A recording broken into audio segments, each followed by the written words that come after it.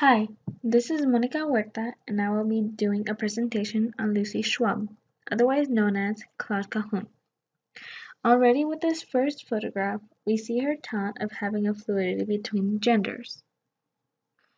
Her hair scarf wrapped around her head and the pearl necklace she wears around her neck gives her a very feminine touch for her androgynous form.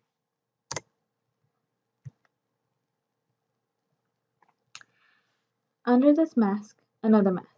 I'll never be finished removing all these faces. Claude Cahun. Cahun was famous for her talent of appearing as different genders, from male to female to somewhere in between the spectrum. She appeared as multiple characters and could be alluding to her talent of having many masks, and perhaps her characters could be her way of showing all the masks underneath hers. In 1894, Lucy Schwab was born in Nantes, located in the French Third Republic. Her family was fairly well known and was pretty well off in life, her father being a very famous literature writer, as well as her uncle. She was a very talented surrealist photographer, and she used her talents to question oneself, altering her outer appearance so as to greatly enhance her message to the world. She would shave her head, she would apply varying amounts of makeup just to make her point. It is also theorized that she may have also been looking for who she really was as well.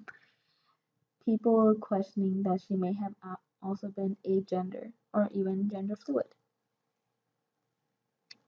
She moved to Paris in the 1920s with her lover and stepsister, as well as fellow artist Suzanne Malherbe. She was a well-known lesbian, Jewish woman, and activist against the Nazis in World War II. She and Malherbe actually went about and made propaganda against the Nazis, as well as speaking out against them. In the 1940s, she was arrested, and she was actually sentenced to be killed, but the sentence was never carried out. She never recovered from her ill treatment from that time and died in 1954. Cahun focused on surrealism and self-portraiture, more so on portraiture than on surrealism. Her main thing was to use silver gelatin print as her medium. And she took many different pictures of herself as different characters, just so she can emphasize her question to the world of gender roles. She influenced people's ideas even to this day about what it means to be female, male, or anywhere in between. Here we see her first photograph, taken in 1921, with her hair shaven off and her brows plucked up, questioning the viewer why they were looking at them, perhaps even daring them to question why Cahun was dressed in such a masculine way. Here we see her photograph taken in 1926, her face reflected back on the jar and looking at the camera. She has a very feminine weight about her, and the jar almost gives her an appearance of having her head within. This is very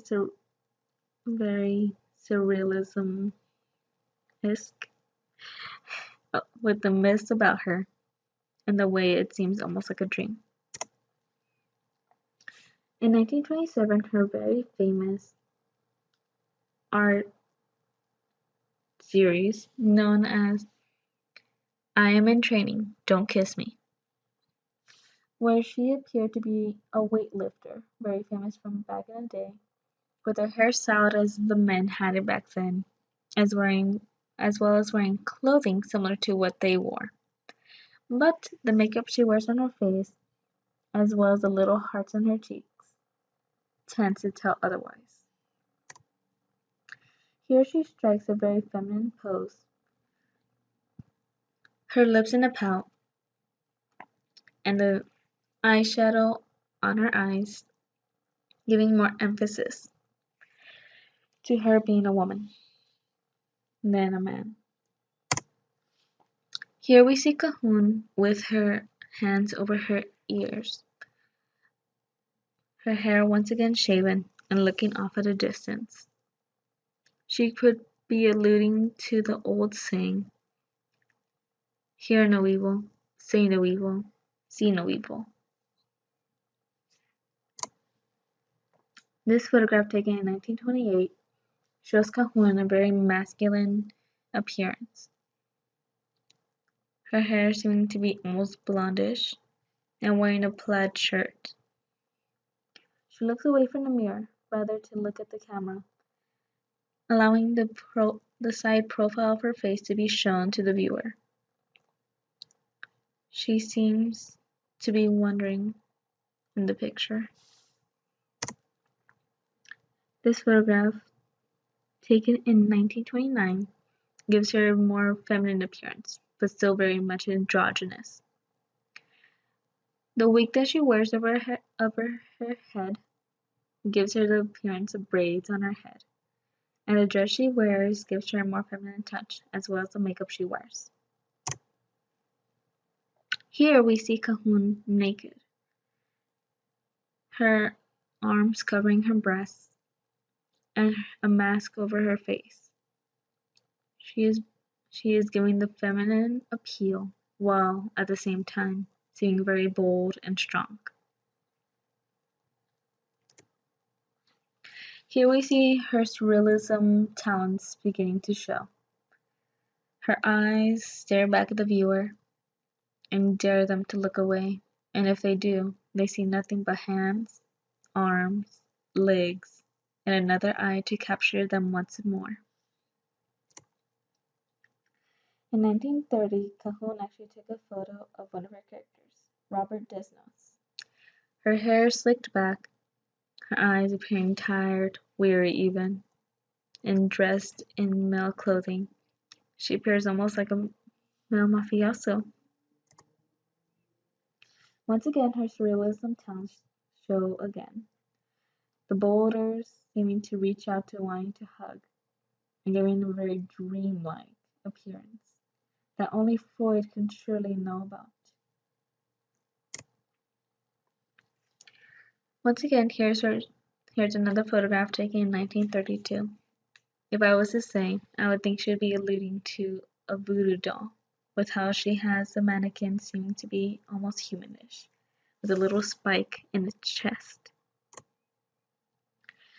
Here we have Self-Portrait and Cupboard, taken in 1932, with Cahoon having little bows in her hair, and her socks rolled around her ankles, appearing almost like a small child who took a nap in the cupboard.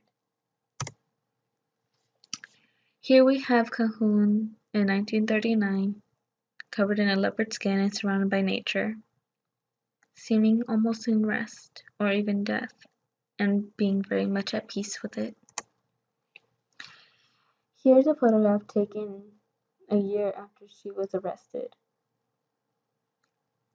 Very much an older woman and seeming to have aged gracefully. Her significance in history is very mind-boggling because of her beautiful art as well as her questioning of gender and the roles of it. She was an activist against Nazis, she was a very historical lesbian, and she pushed to question genders within this.